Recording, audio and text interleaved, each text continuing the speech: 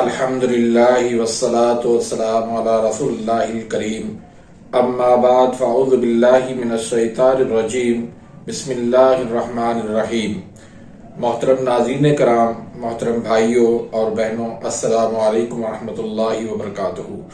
उम्मीद करता हूँ कि तमाम भाई और बहनें खैर व आफियत से होंगे। अल्लाह पाक आपको ढेरों खुशियाँ अता फरमाए और अल्लाह पाक आपको सेहत व तंदुरुस्तियत से नवाजे।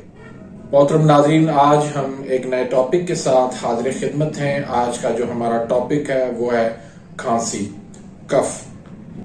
सर्दियों का आगाज है और सर्दियों का आगाज होते ही हर तरफ से खांसी की आवाज आने लग रही है।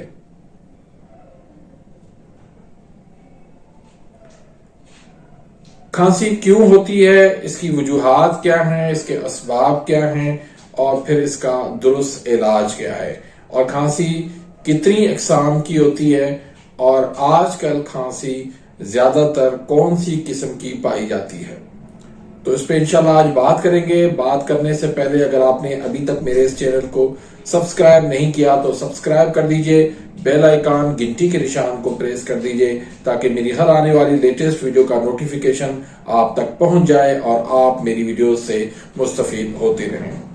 इसी के साथ अगर आपने वीडियो को लाइक नहीं किया तो यहाँ पर एक लाइक जरूर कर दीजिएगा। एक आपका लाइक करना हमारे लिए हौसला अफजाई का बायस बनता है। नाज़रीन, खांसी किसको कहते हैं? खांसी दरअसल फेफड़ों में कोई मवाद गिरता है, कोई रुकावट पैदा होती है तो फेफड़े उनको निकालने के लिए जो कोशिश करते हैं उसको खांसी कहते हैं। तो इस लिहाज से खांसी कोई बुरी चीज नहीं है, कोई बीमारी नहीं है, कोई मर्ज नहीं है, बल्कि ये एक अच्छी अलामत है, अच्छे सिम्टम्स हैं कि इससे फेफड़े जो है वो साफ होते हैं।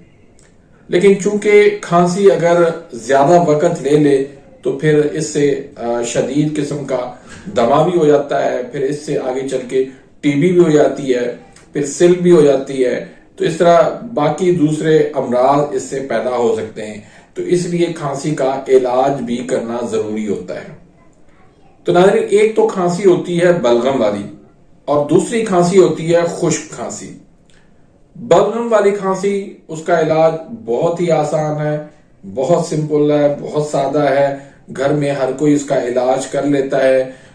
हमारी बूढ़ी अम्माएं जो है उनका भी वो इलाज कर लेती है। लेकिन जो खुश्क खांसी है ये बहुत तकलीफ देती है और बहुत देर तक रहती है और बहुत देर तक तंग करती रहती है।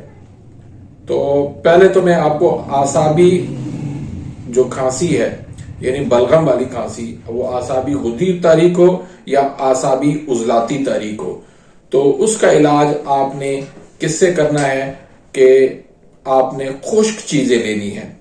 बलगम वाली खांसी के लिए आपने खुश्क चीजें लेनी है। उसके लिए सबसे बेस्ट जो है वो लौंग दालचीनी का कावा है।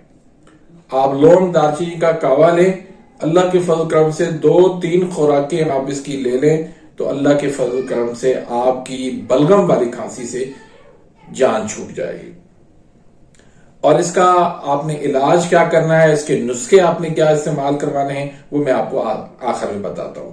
और इसमें आपने जो ग़िज़ाएं इस्तेमाल करनी है वो भी सारी जो है वो तरी वाली ग़िज़ाएं जितनी भी है, जैसे दूध, दलिया, कस्टर्ड, सेवियां, मिठाई, कद्दू, तूरी, गाजर, पेठा, खीरा, चुकंदर, सफेद चावल, इस तरह की ग़िज़ाएं सारी आपने बंद कर देनी है। और खुश्क चीजें आपने इस्तेमाल करवानी है, जैसे अचार हो गया, पकोड़े हो गए, मछली हो गई और लौंग दालचीनी का कावा हो गया, फिर शिमला मिर्च हो गए, चने सफेद और काले वाले हो गए, और मुनक्का, इंजीर, अंगूर, अनार, इस तरह की ग़िज़ाएं आपने इस्तेमाल करवानी है। और जो खुश्क खांसी है ये ज्यादातर उजलाती आसाबी और उजलाती गुदी तारीख में होती है और सबसे ज्यादा खांसी यही जो है वो पाई जाती है।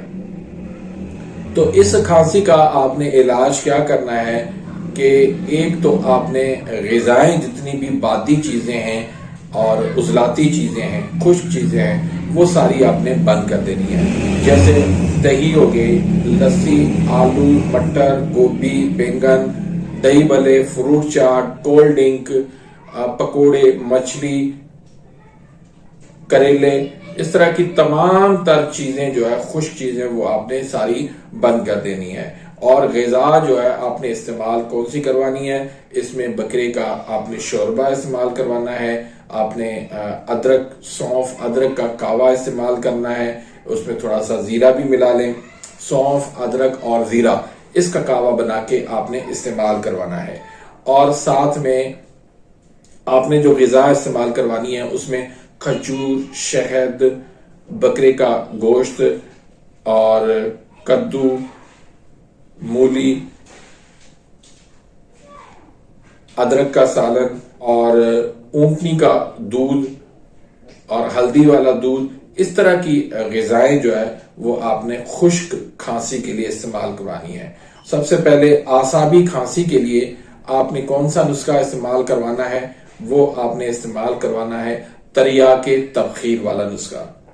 तो इसके आपने 500 mg के कैप्सूल भर के सुबह, दोपहर, शाम 3 टाइम पे या 4 टाइम पे आप इस्तेमाल करवा सकते हैं ताजा पानी के साथ। तो उजलाती खांसी के लिए आपने 3 चीजें लेनी है, हल्दी, सौंफ और मुलट्ठी। तीनों आप 50-50 तोला ले लें। तो 50 तोला तीनों लेकर इसका आपने सफूफ बना लेना है और चौथाई चम्मच आपने हल्दी वाले दूध के साथ या पानी के साथ आपने लेना है, चौथाई चम्मच सुबह, दोपहर और शाम को। इसके अलावा एक आप हलवा भी बना सकते हैं इसके लिए, जिसके लिए आपने 3 चीजें लेनी है, बादाम, चीनी और गंदम का आटा। ये तीनों चीजें जो है वो आप ले लें 50-50 ग्राम और इसमें आप देसी घी मिलाकर आप ये हलवा बना लें और गरम गरम हलवा जो है वो मरीज को खिला दें। अल्लाह के फजल करम से फौरी तौर पर खांसी रुक जाएगी। तो इस तरह आप खांसी का इलाज करें। बाकी गुद्दी खांसी के भी मरीज होते हैं, उसके भी आप यही इलाज कर सकते हैं। तो नाज़रीन, इसी के साथ ही मैं इजाजत चाहता हूं। उम्मीद है कि आज की इस वीडियो से आप मुस्तफीद हुए होंगे। अपनी राय कमेंट्स के अंदर जरूर दीजिएगा। मिलते हैं इंशाल्लाह नेक्स्ट वीडियो में, तब तक के लिए इजाजत। अल्लाह हाफिज।